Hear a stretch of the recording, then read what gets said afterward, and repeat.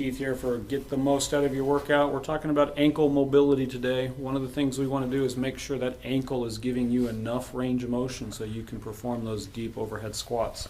This is part of our functional movement screen. Keith's going to demonstrate this with, he's going to press his arms up over his head. And as he goes down into a squat, what we're looking at is this angle right here. Is does that ankle get enough dorsiflexion to allow that hip to get lower than his knee without his back arching? So ankle mobility is a very key component to protecting the back. Let's go ahead and get you up here.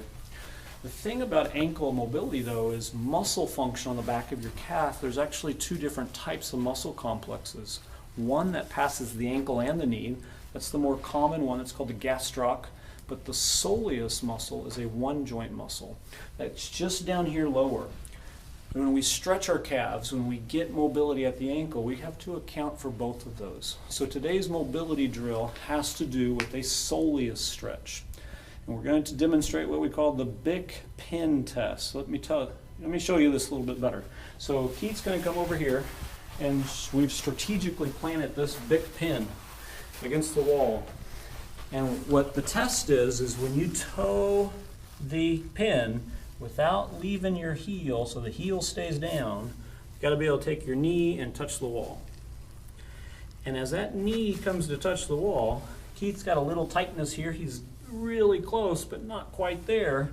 So his one joint plantar flexor back here needs a little bit more mobility. Typically we do calf stretches. Keith show us the typical calf stretch where we're in the running position and we see that the knee is straight. We've done a previous blog where we raise the front leg and do these pelvic whips that we're not only stretching this, but we're also mobilizing the ankle. But we previously did that with our knee straight. All we're going to do today is add in knee bent. So we get that knee bent and then we do the same drive with that front knee.